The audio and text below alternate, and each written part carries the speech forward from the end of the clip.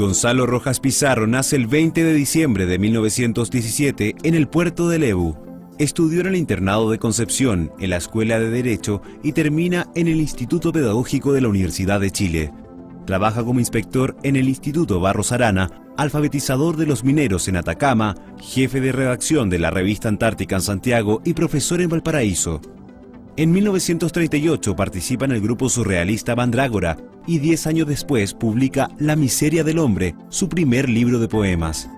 Desde el Departamento de Español de la Universidad de Concepción, organizó y dirigió recordadas actividades culturales, como las escuelas internacionales de verano y los encuentros nacionales y americanos de escritores. En 1964 publica Contra la muerte, libro celebrado unánimemente por la crítica. Es nombrado por el presidente de la República, Salvador Allende, consejero cultural de la Embajada de Chile en China. En 1972 ocupa el cargo de encargado de negocios en Cuba. El golpe militar lo sorprende en La Habana y se exilia en la ex República Democrática Alemana y luego en Venezuela, haciendo clases en universidades venezolanas y norteamericanas. Obtiene los máximos premios iberoamericanos de poesía y homenajes en América y Europa, que culminan con el Premio Cervantes en el año 2003. Estoy muy contenta, don Gonzalo Rojas, un gran poeta, tener el privilegio de tenerlo en nuestro programa Cita con la Historia. Y usted nació, voy a tener que confesar su edad, en el año 1917, Sí. Revolución Rusa. Imagínate, Checa. Y me acuerdo de una frase de Godofredo Yomi, que una vez entrevistándolo me dijo: yo nací en una época donde en un cuarto de hora más se producía el cambio y la revolución. Usted, de alguna manera, nace con la revolución. Exacto. ¿En qué medida eso ha afectado su vida, estos 93 años que hoy tiene? Inmensamente, mi niña querida. ¿Por qué? Porque ese respiro del 17 no solo es el de la Revolución Soviética, que así se llamó con apellido, sino es el pensamiento de Lenin. Tú sabes de sobra que no se dice Lenin a la chilena, no, pues. La E se diptonga. Ajá. Lenin. Lenin. No era el pensamiento de Lenin solo con su gracia y su coraje, sino más bien el pensamiento de Trotsky. Exactamente. Yo soy trotskero, trotskístico. Sí. Así que haber sufrido mucho por allá por los 40 cuando Claro, lo mataron. Cuando lo matan, esa es una suciedad. ¿Cómo se hace matar o intentar matar a uno que no muere? Si Trotsky no muere, no. Y además, ese mismo 17, hijita, estaba vivo un pensamiento literario de oro en ese mundo eslavo. Está, por ejemplo, la Ana Akhmatova, ¿Ya? una poeta preciosa con las piernas largas y un encanto. ¿Y qué poeta, mujer preciosa? Y otra, la Svietayeva, y otro, 2 o 3. ¿Pudo conocerlos posteriormente Los usted? he leído a todos, Ajá. pero me han apasionado, me maravillan. Ajá. Esas son criaturas mayores. Ahí se cumple lo que dijo con tanta gracia un paisano francés, cristiano y judío a la par, sin contradicción, que se llamó, tuvo un nombre importante. Entonces dijo: los cosacos y el Espíritu Santo. Fíjese, la mezcla, digamos, Claro. mire la fuerza, ¿no?, de esa poesía. Claro. Cuénteme, don Gonzalo, usted nació en el 17, pero nació en Lebu. Y Lebu es...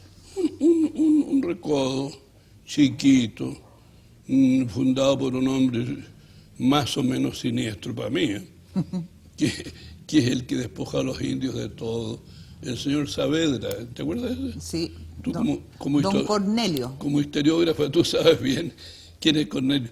No es que fuera Sí, no era tan malo. no era tan malo, No. pero ese tipo puso en marcha varias cosas. Y la calle en que yo nazco es la calle Saavedra número 842. Qué memorión. 842. Ajá. Y ahí está, ¿Y semi-intacta. sigue? Sí. Cuénteme, pero usted tuvo ahí una infancia bonita, pero también un poco triste. De alguna manera, su papá se murió cuando usted tenía 4 años. 4 y medio. Oye, claro, el padre muere. Había una colección de hijos. Yo fui el número 7, el 7 de los 8 que fuimos. Buen número el 7. Claro, bonito número 7. Entonces, yo anduve con mi 7 para arriba y para abajo y andaba vagando solo por el mar. Me encantaba ir a la costa, porque todo eso es costa, ¿no? Claro. Y hablaba con los boteros, me acuerdo muy bien. Y un día, uno de los boteros me acarició la cabecita de niño así. Y nada, pues, después vine a saber que no solo él, sino otro botero parecido, eran hijos de mi padre también. Ajá. Bonitos. Así andan muchos rojas por la zona. Entonces el rojerío andaba por todos lados y ese rojerío no había venido de ese recodo de Chile, venía de los nortes. Todo el rojerío es norteño, ¿tú sabías? Sí, sabía. Bajan desde Coquimbo más bien. Sí. Entonces, ahí está la poesía Sabela, de Andrés Sabela, que... Sabela es más feo que yo. Andrés Sabela no es de ese lado, es antofagastino. Es más claro, es mucho más al norte. No, ese es otro lado. Tiene toda razón. Y en esa infancia, usted tuvo carencias, tuvo afectos, tuvo sueños. ¿Y en esos sueños primeros nació la poesía o fue más tardía? Tarde, porque yo fui un niño, para que lo sepas bien tú, lentiforme, y me demoraba en todo y no me importaba nada la prisa y me divertía la locura de ser importante. Lento. Yo era lento, en cierta medida lo sigo siendo, pero entonces lo era, y me demoré en todo, hasta en aprender a leer. Ese silabario que era con ojo y con mano, man. El silabario mate. El mate silabario, ese me costó y tuve que desafiarlo 3 meses. Y cuando llegué al burro me dieron una monedita de oro, me acuerdo, unas tías por ahí. ¿Estuvo en el colegio usted en Leu o en Concepción? En Leu primero, chiquito. ¿Ya? Tú me hablabas del 26 cuando estábamos empezando a hablar. El 26 es un año cruel para mí, porque es el minuto en que te arrancan, te descueran, ¿no? Te desuellan con desollamiento y sales de la órbita hermosa del mar. El mar. Es decir, Leu para mí era el mundo. Cuando me hablaban del mundo, eso era el mundo. Pues. Me hablaban de la cordillera, ahí estaban los cerros. No eran la cordillera, pero veía los cerros. El mar infinito estaba ahí. El oleaje. Yo no soy, hijita, un poeta de muchas gracias, pero de muchas virtudes, pero tengo oreja. Entonces, la oreja que me dieron los dioses, esa oreja me funcionó siempre. Y fui rítmico.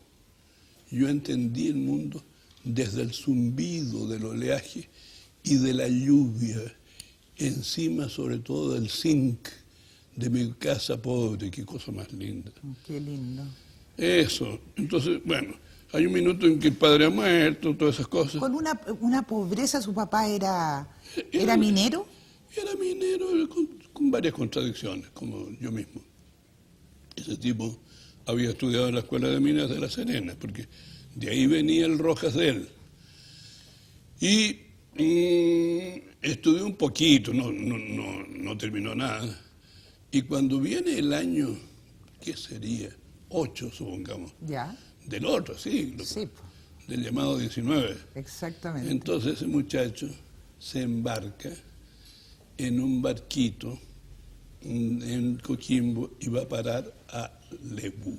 Fíjese. Y ahí empieza una vida de él entre minero y ¿cómo se llamarán los que hacen los cálculos con...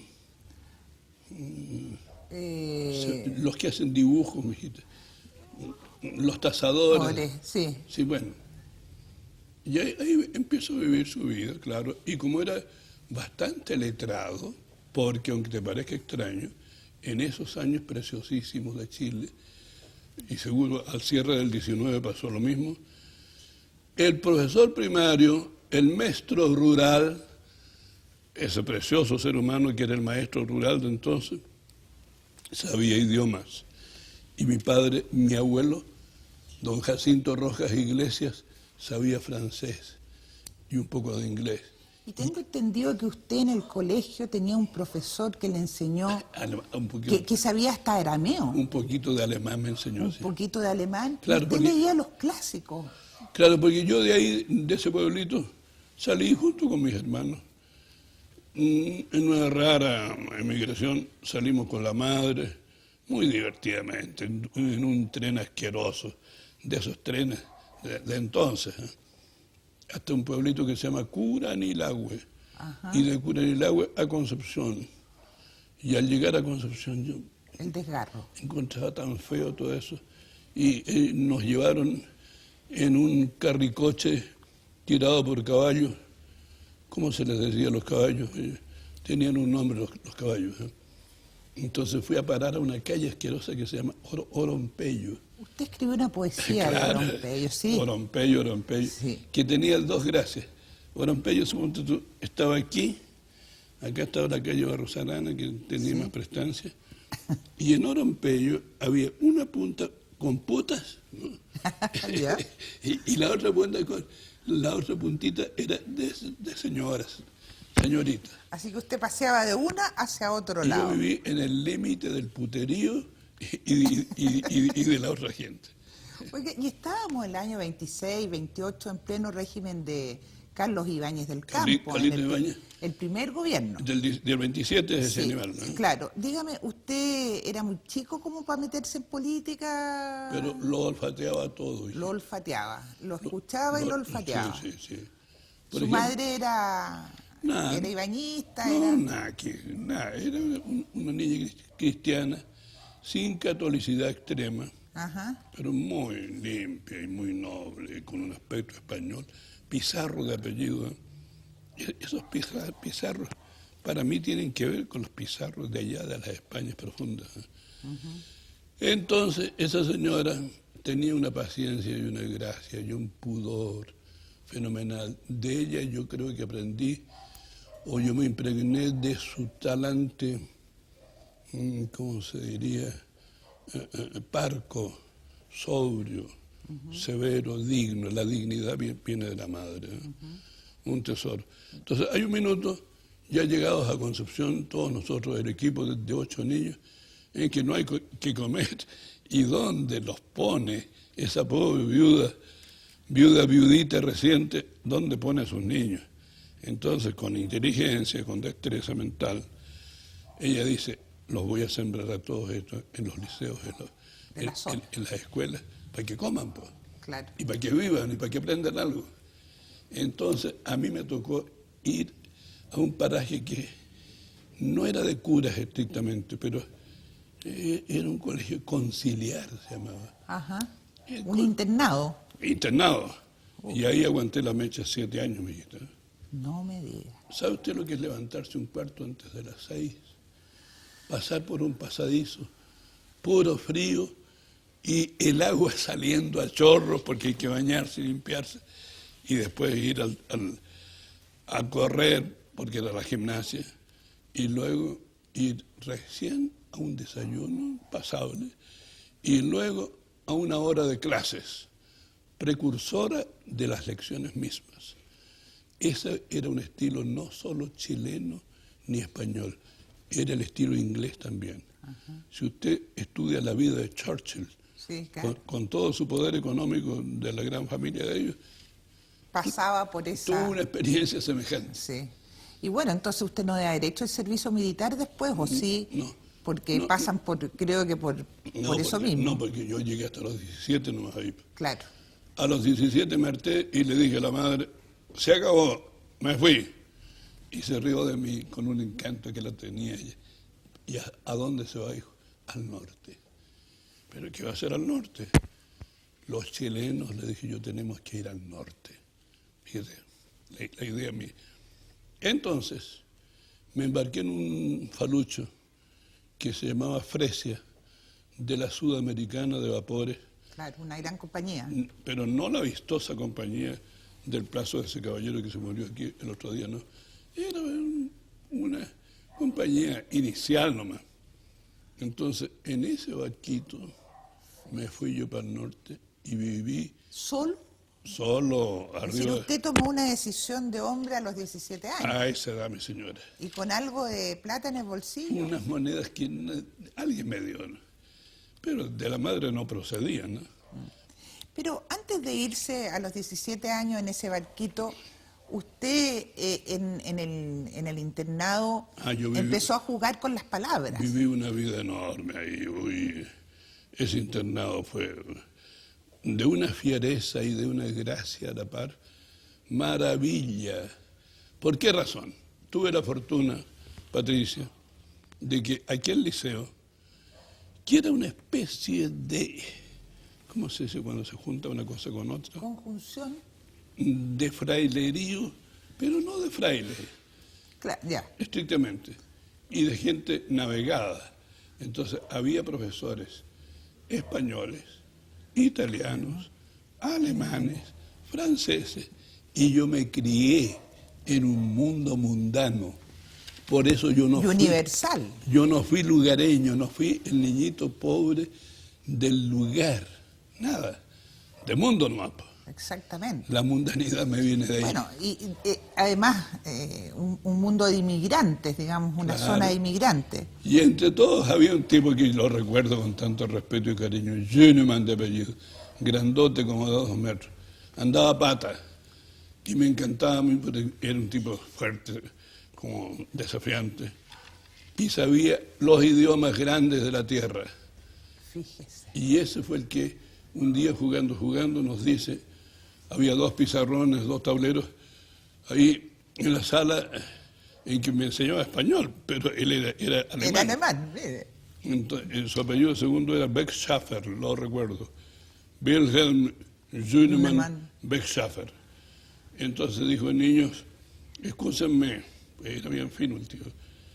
Anoche me puse a traducir la entrada de la Ilíada y les quiero hacer un ejercicio, porque quiero que ustedes adviertan cómo se hace una versión, una traducción. No es ni difícil ni fácil, pero es interesante que ustedes oigan. En este pizarrón de aquí les voy a copiar las grafías en griego tal como se le atribuye al Homero. Y acá, en el español traducido por mí, qué cosa de Qué lindo. maravilla. Bueno, eso qué- era la educación antigua, la educación Tipos antigua. superiores, Superior, mijita. claro. Usted llegó a Iquique y se puso a trabajar, tengo entendido, en un diario, en Tarapacá. Claro, pero yo llegué al Perú primero. En ese viaje, el trayecto del barco Fresia era hasta ¿Hasta el Callao? Mollendo. Ah, muy bien. Yo llegué a Mollendo. Y de vuelta me metí, me anclé, se podría decir, Sí. en Iquique. Estaba Frei Montalva ahí Claro. como director del diario. ¿Lo conoció en esa época? Mucho, pues. A ver, cuénteme de En él. Tarapacá. Cuénteme de Ese caballero me impresionó no por otra cosa, que Por porque su nariz, tenía parece. una pata más grande que su nariz. Nunca he visto una pata tan larga.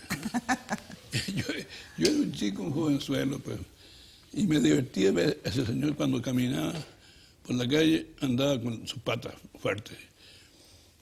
Bueno, entonces, pues, a ver cómo ocurrió la cosa. Ahora estamos entrando en el 35. 35 más o menos, o claro. Cierre del 35. Yo estaba durmiendo en una pieza en la calle Serrano, muy cerquita de la plaza del pueblito llamado Iquique. Mi tía Josefina Rojas vivía ahí, había ascendido y era directora del Liceo de las Niñas allí. Ah, Y tenía un internado de niñas. Yo quisiera eso y me dijo, no, pues niños, aquí están las niñitas. yo te pago si quieres una habitación. Y un día estoy durmiendo en mi cuarto, solo como siempre. Y alguien me toca a los vidrios del cuarto aquel. Oye, Gonzalo, el director del diario quiere hablar contigo. Pero no, si es muy de noche, le dije yo, son las 11:30, tengo sueño. Oye, tienes que ir porque te está esperando. Me paré, me levanté, anduve las cuadras, llegué, pasé la línea del correo y llegué a la callecita donde estaba el Tarapacá, que era el periódico de Iquique. Claro. Entonces, un señor, que era ese mismo señor que te cuento, me dice... ¿De las patas largas?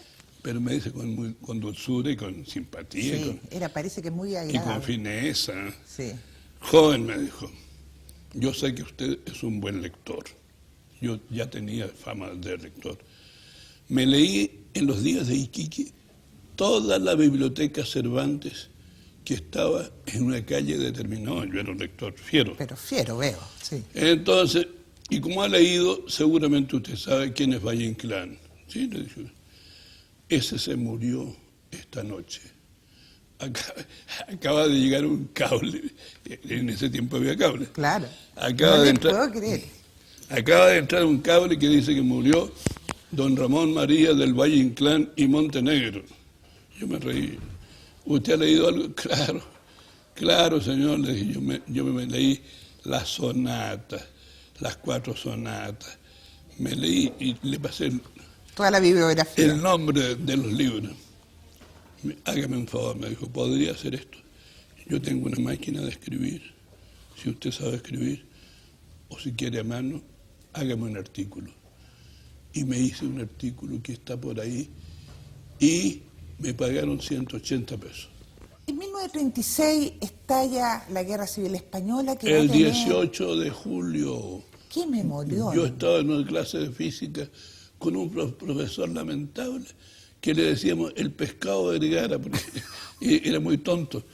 Ya estaba en Concepción de vuelta. De regreso, de mi regreso, gran viaje. a terminar sus últimos años. Y eso es, y yo ya era un roto navegado. Claro. Es decir, no tenía nada que ver con los paisanos pobres, los mocosos del liceo habituales, nada. Ya venía con un mundo muy... salvaje. Entonces, ese 18 de julio estaba en la clase de física y alguien abrió la ventana así, fuerte, un ventanal. Estalló la grande en España, dijo. Ese fue el anuncio que yo tuve de la Guerra Civil Española. ¿Y por qué usted se tiró al lado republicano y no al lado franquista? A ver, cuénteme. Si soy hijo de un minero, si nací, no arrotado, porque la gente mía era delicada y fina al mismo tiempo, por el lado de la madre. Culta, además, sí. En especial. Pero es que el mundo estaba desestivado, el mundo entero, sí. más hacia ese lado izquierdón, si tú quieres hablar así.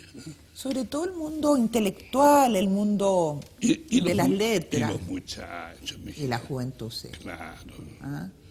No nos parecía tan gracioso el diario El Imparcial, por ejemplo, de Santiago de Chile, un diario pituco, menor, simpático, así. Claro. Oiga, pero en pleno periodo de la guerra usted se vino a estudiar Derecho a la Universidad de Chile. Claro, no, es que como la madre enferma, no sé, el mismo 36 sería. Entonces ella emigra a Santiago y yo vengo a parar a la calle Chile-España, donde una familia...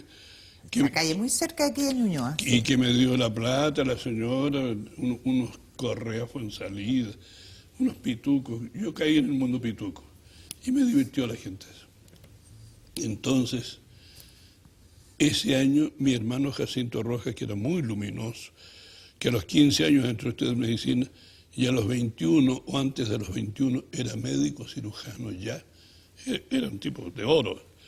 Eso me dijo, no seas huevón, niño, no estudie letras, estudie derecho para que gane plata.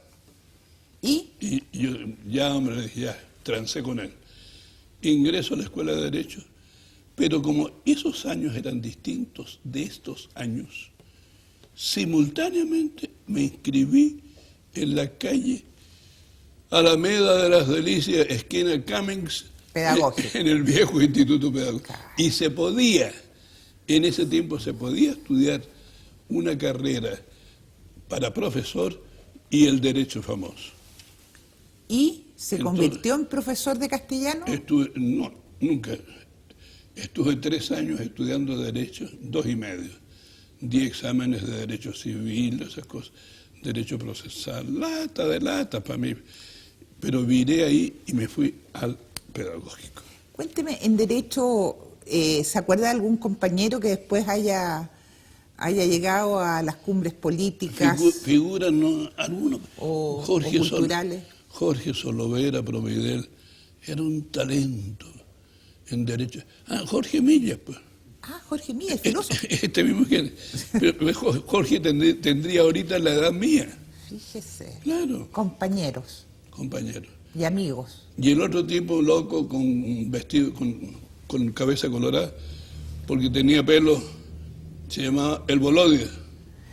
El Bolodia Teitenborg. Claro, esos son los niños del tiempo mío. Fíjese. ¿Y usted ahí se metió en política? Así era... No, si yo no. Yo fui disidente y de izquierda, pero disidente, anarca.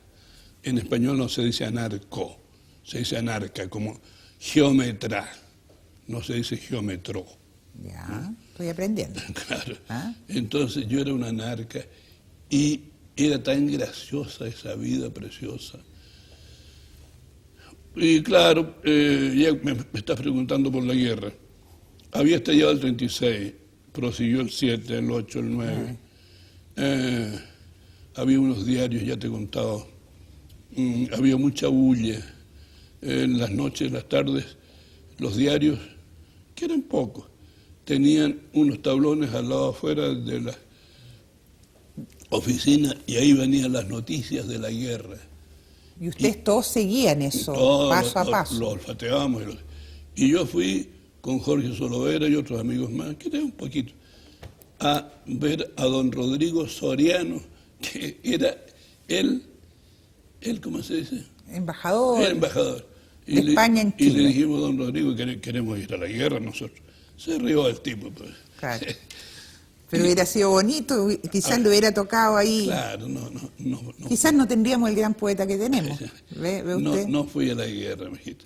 Y en el pedagógico había un personaje del Partido Comunista muy interesante que se llamaba Mario Góngora. Ay, yo lo quise entrañablemente. Pero ese hermano mío, Mario, que es del mismo plazo mío, del mismísimo plazo, ese era cristiano. Después, también. Claro, también sí. Tenía esas dos vertientes en su luminosa cabeza. Sí. Qué inteligencia de hombre. Una inteligencia. Ese sí. Uno de los grandes historiadores que ha tenido Chile. Tesoro. Pero ahí se genera una como generación muy interesante en el pedagógico, con Teófilo Cid, con Braulio Arena. Esos eran menores. Eran menores, bueno, pero que Góngora era algo... Muy ruidosos porque concurrían a la calle Alameda, esquina de Cienfuegos, donde estaba el inmortal Vicente. Claro. Cuénteme de Vicente, el inmortal. Yo fui varias veces, no muchas. Yo no fui vicentístico ni nerudístico. Eso te prueba todo lo... ¿Y roquista? Roquista, un poquito. Sí, me interesaba Roque como animal, singular. Pero no, yo no estuve en ninguna de esas adhesiones completas. Nunca fui de la adhesión total, nunca. Pero nunca. Pero Vicente Huidobro era este aristócrata... Era con encanto. Con encanto, con inteligencia. La moneda no se le veía porque era tacaño. Era apretadito... Era varo, mano de guagua. Pero luminoso. Sí. Yo te he contado, o le he contado a los públicos de Chile, el episodio más precioso mío con Vicente Huidobro. Yo, ya te digo, no era de la adhesión con él entero, pero lo respetaba. Yo ya me había leído El Altazor, El Monumento al Mar, las cosas de él, y alguna novela. Entonces, un día yo estoy en el pedagógico, eso tiene que haber sido sobre el 38, y estoy allí oyendo una lección sobre Ovidio.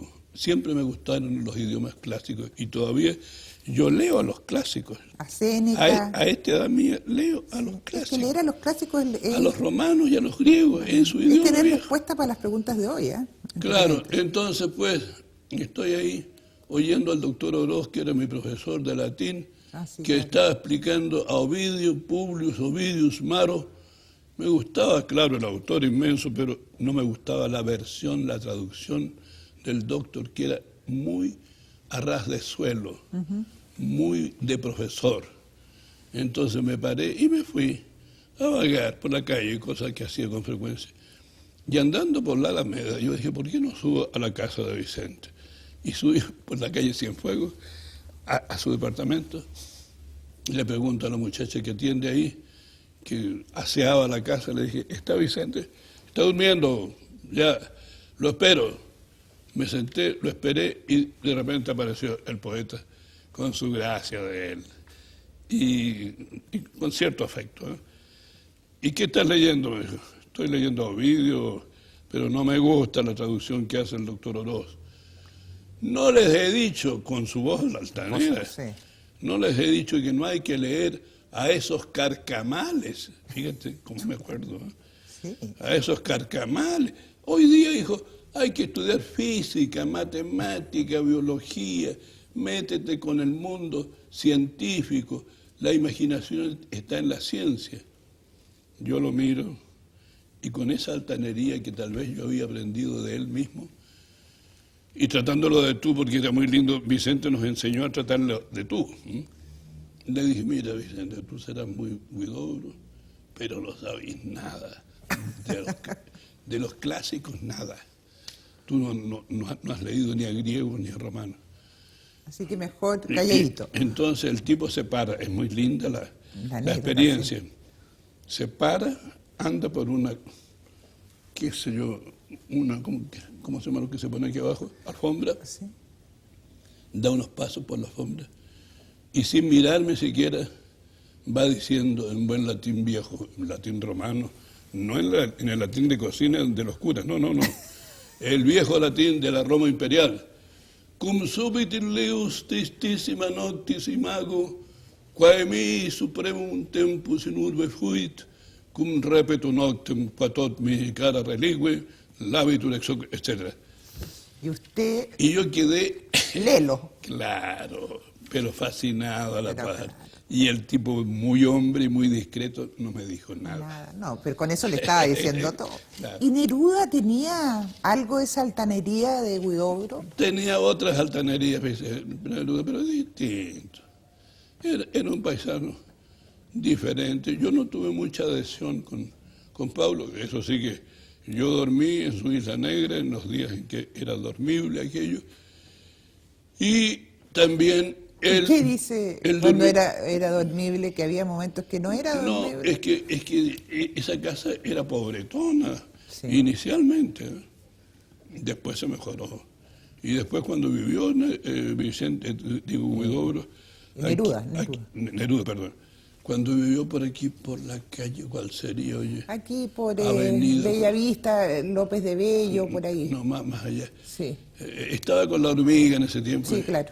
Ahí también dormí yo. Y él durmió en mi casa, en la mía casa de Concepción de Chile. Claro, no, sí, éramos amigos, pero no con la amarra o comunicación que me había dado el otro. ¿No? Sí, sí. Habían, aparte de las rivalidades que todo el mundo conoce, las rivalidades literarias, ¿habían rivalidades también de tipo político entre los poetas y los literatos? Hablemos de la generación del 38. Pero ¿quiénes eran del lado derecho? No Había nadie. Había unos gatos pobres. No los voy a nombrar para no ofenderme, pero eran muy minúsculos. ¿Y qué pasó con su ida a París y su conocimiento de André Breton? Bueno, eso data de más tarde, sobre el 40 y... 40 y tanto, claro. Claro, yo fui con la Estercita, vaya, con la Estercita Mate. Ajá. Claro, la Ester era Sí. muy gentil, muy generosa y buena mujer, muchacha. Ella se aficionó a los estudios de historia. Sí. No se graduó nunca de nada, pero le gustaba. Usted fue becado a París. Es que yo he ido Tantas veces. No, pues estamos hablando... El inicial París que yo estuve, ese data del 53. Pues, Fíjate que ha pasado claro, tiempo. ha pasado Ha tiempo. terminado la Guerra Mundial. Pero son 56 años atrás, fíjese, Claro, de lo que estamos hablando hoy. Claro, entonces, en esos años los estudiantes de la universidad, tanto la católica como la otra, hacían viajes al cierre de sus estudios sistemáticos y algunos profesores acompañábamos a los estudiantes egresados. Y yo fui, y Lestercita se insertó en un viaje. Y fuimos a Europa en un barco, como se usaba, pues. Claro. En un vapor que salía de ahí, de Buenos Aires, 16 días. Y su contacto con André Breton, ¿cómo? Fue mínimo. Ya. Fue mínimo porque... Pero era el gran surrealista y usted había estado en Mandrágora acá. Nunca me interesó, niña linda. ¿Qué me gusta que me hagas preguntas inteligentes? Estoy harto de hartazgo, realmente, Qué bueno. de que se me asigne a mí el carácter, la condición o el sello del surrealista. Sí. Yo no soy pas surrealista. Claro, fui más surrealista que los otros. Pienso que Mata, Roberto, grande amigo mío y precioso, él y yo Qué buen pintor. somos los únicos surrealistas de Chile. No es Braulio, ni es Teófilo, ni es Gómez Correa, no. Tal vez un jovencito chiquito que se llamó Jorge Cáceres. Sí. Se ha hecho mucho mito de la mandrágora. Lata, bulla, sí, hijita. sí, mucho ruido. El bullicio inútil.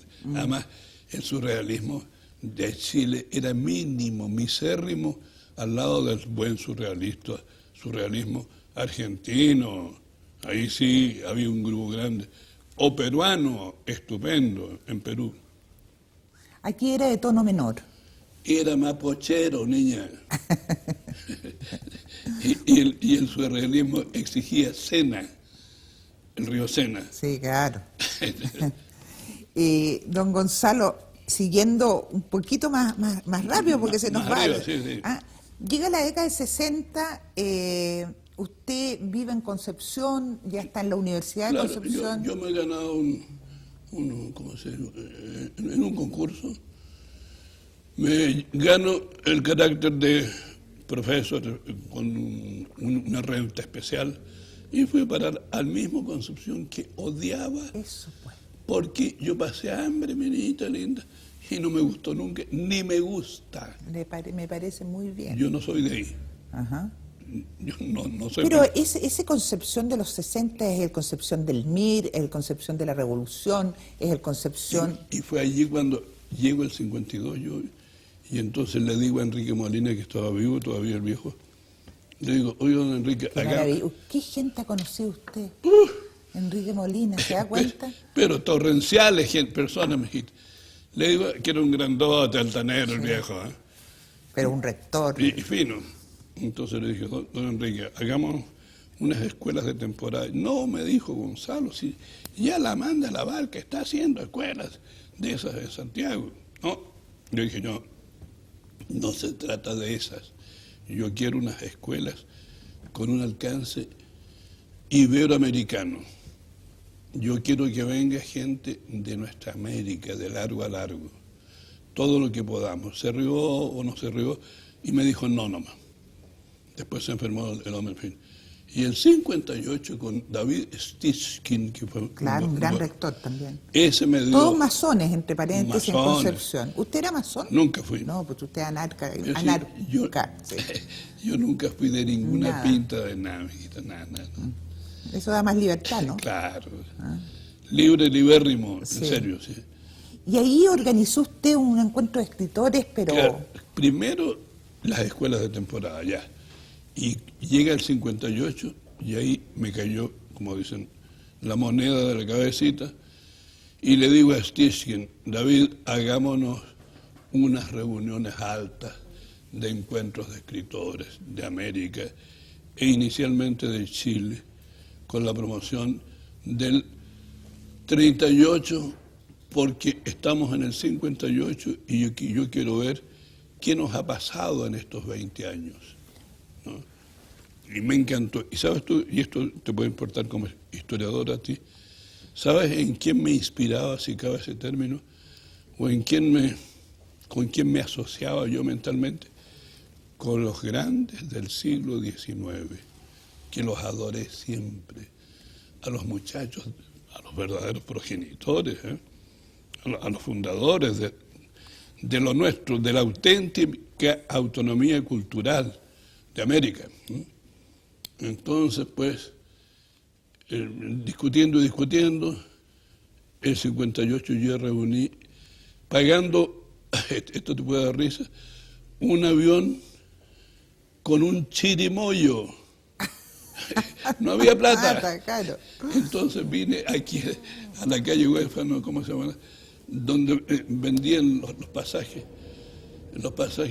para el eterno land. Claro, en ese tiempo era estatal. Entonces hice un chirimoyo y dije, el rector paga.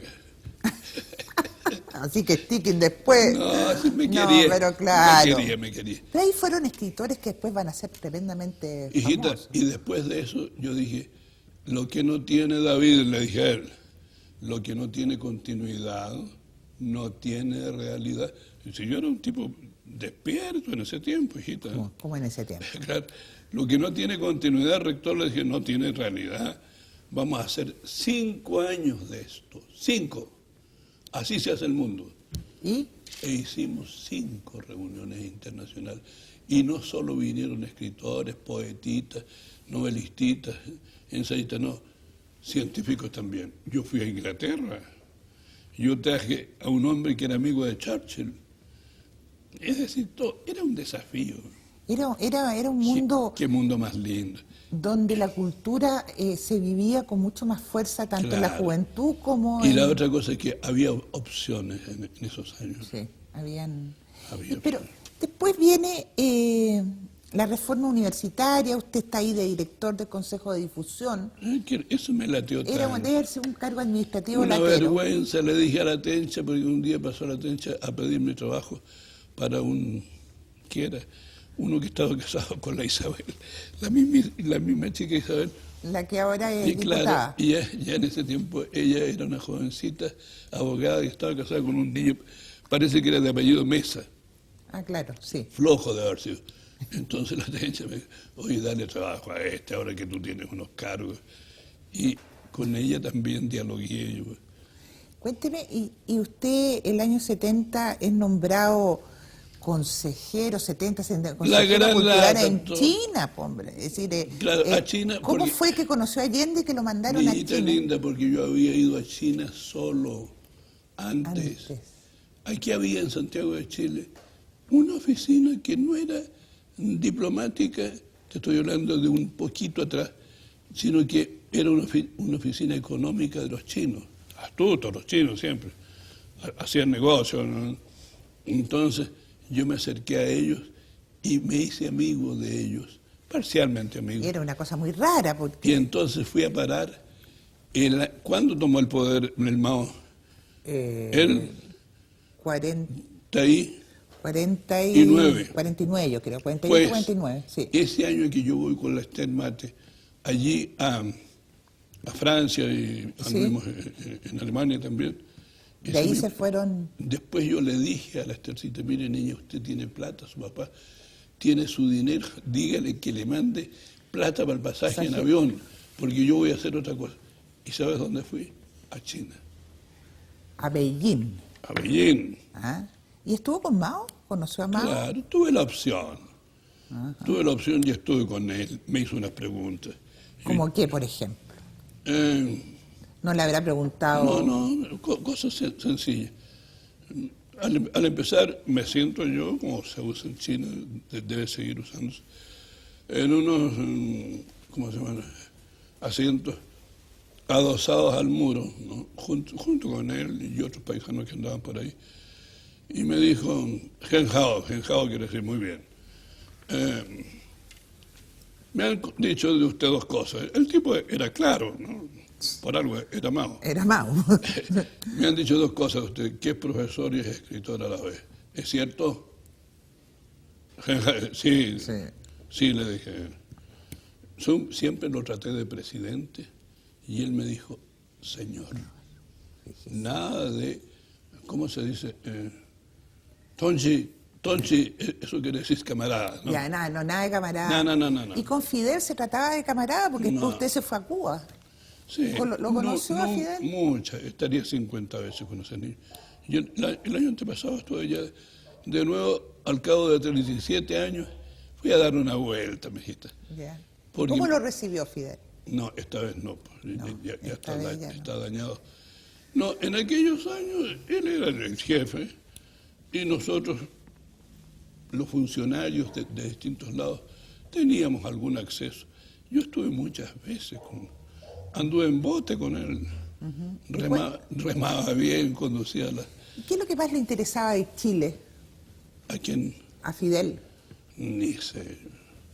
No creo que quisiera mucho este país.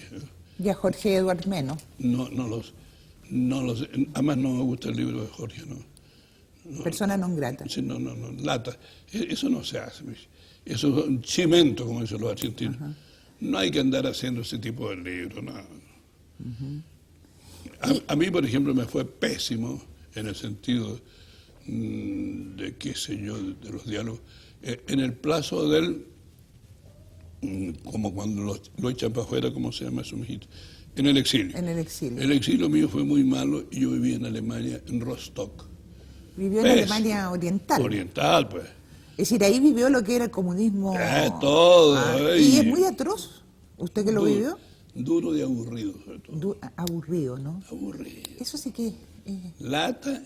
Y yo que había leído a mis poetas alemanes temprano en mi vida, aquí en la Biblioteca Nacional de Santiago de Chile, porque eso sí que lo hice cuando jovencito, me parecía tan impresionantemente torpe que cuando estábamos en el exilio en esa zona de Alemania, nunca nos autorizaron a ir a los rincones donde vivieron los poetas grandes, los músicos, los artistas.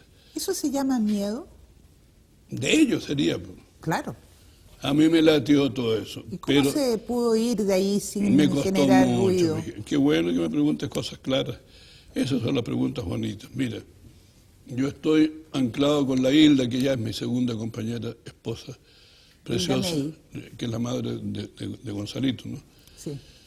Entonces, a ella le autorizaron a hacer clases, porque ella era doctora en letras en la Universidad Española Grande. Y a mí me dijeron, señor, cuando llegamos ayer, haga una lista de 10 personas, de 10 escritores, para que conduzca un seminario. Y me dieron, como quien dice, una opción alta. Entonces yo empecé por Borges, claro. Pero por don Gonzalo, muy anarca usted, ¿no? Puse a Borges, a Octavio Paz, a mis amigos míos, pues. Entonces, como eran astutos los tipos, no me dijeron nada, pero no me dieron ni un estudiante nunca. Y cada mes, lo que te estoy contando es exactamente así. Me tocaban a una pequeña guarida, porque me dieron en la universidad aquella, que es lindísima universidad, un espacio, una covachita, y me entregaban una moneda, un cheque, 3.820 marcos de allá, que eran malos, pero eran buenos a la vez. No, claro. Entonces, iba como en el sexto, séptimo mes, y le dije a la Hilda, de aquí nos vamos para siempre, como sea, al fondo estamos presos en esta tontería. Entonces voy a empezar a escribir cartas y empecé a soñar con las cartas. Una a Octavio, que es amigo mío, ¿no? Era Octavio, gran figura, encantada. Otra a Guillermo Sucre en Caracas, un tipo inteligentísimo. Pero antes de eso, oí o leí por el diario L'Unité y L'Humanité, eran los únicos diarios que entraban a ese. Ay, Dios mío. Entonces, vi que le hacían un homenaje en Assisi, en la tierra de San Francisco de Asís, a Neruda. Y que esa tarea la iba a hacer o dirigir el poeta, ¿cómo se llamará? Uno de los buenos poetas del 27. Ya lo recuerdo. ¿Español? Español. ¿Aragón? No. Aragón era francés, pues, niña. Sí, pues, de veras. Entonces, con apellido italiano. Sí, ya me va a llegar. Bueno, y entonces le mandé a través de mi suegra, la mamá de la Carla, que vivía en el otro Berlín y que solía ir con dificultad, pero llegaba a la casa nuestra en Rostock. Le dije, llévame esta cartita porque quiero que la reciba este señor. Y ese hombre me dio la opción de que yo pudiera. Yo no tenía pasaporte, niña. Claro. No tenía visa, no tenía nada. Y no podía salir Nada, legalmente. pero nada. Entonces salí de ahí solo, sin Hilda, y llegué a Sisi. ¿Cómo se llama ese escritor? Es muy conocido y celebrado. Entonces le dije, mira, no voy a quedarme aquí en Assisi. Voy a tomar el primer tren que pueda a París. Y salí volando a París en un tren. Hablé con Hernán San Martín, que había sido embajador de Chile en un país africano, por allá. Y le dije, le conté mi pena. Y me dijo, párate, me dijo, levántate de ese asiento en que estás. Era un baúl viejo. Ahí está lo tuyo. Se había robado, tenía gracia Hernán, era un gran médico, inteligente. Se había robado 1000 o casi 1000 pasaportes rojos, chilenos. Pero fantástico. Entonces me dijo, aquí tenéis uno para ti, otro para la Hilda. Y para el niño, también. Pues. El niño era Gonzalito. Y qué susto salir con esos pasaportes. Tiene que haber estado... Al cabo de 3 meses pude salir porque no podía. Estaba arrinconado. ¿Conoció a muchos exiliados chilenos ahí en la Alemania Oriental? ¿Hizo amistad con alguno con el cual pudiera usted compartir estas penas? No, a ver, ahora anda por ahí un tipo que es de tu línea, un buen historiador, ¿cómo se llamará, oye? Uno que escribe cosas bien interesantes sobre economía y sobre política, más bien. Ajá. Hay tantos. Es despierto. Y había 2, 3 o 4. Mulián había uno que estaba allá, Sí. pero él murió. No. Es un paisano que está vivo, inteligente. Pero yo no tuve diálogos mayores. No había con quién. Yo vivía arriba. ¿Y a la Michelle no la conoció que estaba por ahí? La divisamos ahí en el pueblito cercano que se llama Leipzig. Ajá. Ella estaba terminando estudios por allá, Sí. en Leipzig. Ajá. Que era bonito. ¿A usted el 11 no le tocó aquí en...? El 11 yo estaba porque era encargado de negocio en La Habana. Exacto. Había vuelto de Santiago, estuve 4 días antes del episodio, yo estaba acá en Santiago, porque el presidente Allende nos mandaba llamar a todos y eso siempre ocurre en la vida diplomática, lo que se llama, tiene un nombre eso mismo. Sí, a una reunión, digamos, de embajadores, encargados de negocio. Como quien dice, para preparar la cosa. Y yo vine y tuve la gracia, las agallas, la astucia de tomar un avión de la Cubana de Aviación, ahí en la calle Agustina, y volé el viernes anterior al martes fatídico. Habría ido a parar seguro allí a la isla Dawson. Hubiera ido a la isla Dawson, ¿cree usted? Claro que sí. ¿No? ¿Le inspiró el exilio poesía? ¿El exilio le inspiró para escribir poesía más concreta? También lo Porque hice. usted hace una poesía, bueno, a mi juicio la poesía erótica suya es maravillosa, la poesía del amor, pero esta poesía también más realista. No, si hay un papel por ahí, Domicilio en el Báltico. Me hicieron un proceso. No, ¿Cómo así? ¿Sí? Pero los chilenos eran más majaderos, los comunistoides y los socialísticos de Chile eran más majaderos, pienso yo. Don Gonzalo, usted ha vivido 93 años del siglo XX, es decir, Plata. siglo XX y XXI, un pedazo. Si usted tuviera que hacer en una síntesis poética, digamos, este siglo que se fue, ¿ha cambiado mucho el ser humano? ¿Ha cambiado mucho su esencia? Niña linda, mira, me acuerdo de unos versos de Guillaume Apollinaire, que influyó un poquito en Vicente, porque Vicente lo conoció antes de su muerte de él. Él murió temprano, Sí. estuvo en la Primera Guerra Mundial, solía comer cuando la Manuelita Portales y Vicente vivían allí, tenían un departamento, entonces solía ir él mismo a Apollinaire, que era una figura grande. Y él dijo lo que yo te digo a ti en respuesta: viví como un loco y he perdido mi tiempo. Qué bonito. Es demasiado lindo. Esa Pero es la frase de él. se nos fue el tiempo, don Gonzalo. Y qué lindo haber estado con Ha usted, sido Luisa. muy rico, como siempre, esto da para mucho más. Sí, pero- Hemos hecho una mirada muy transversal por su vida. Es así. Es así. La torrencialidad es como es nomás. Y usted, para terminar, le quisiera pedir un favor. Esa poesía que escribió usted en Valparaíso mirando el mar, se llama El silencio. O vos lo dije, como fui el otro día a San Enrique 380 y andaban haciendo una película conmigo y sobre mí, vinieron los camarógrafos, estaba lloviendo ese día ahí, y aquí también, hace 2 días o 3. ¿no? Claro. Entonces ahí me dicen, ¿podría usted repetir la poesía que escribió aquí aquella vez? Y yo dije, oh voz, única voz, todo el hueco del mar, en fin. Es maravillosa. Así ha sido la vida de uno, señora querida. Muchas gracias, don Yo estoy Gonzalo. agradecido, estoy contento.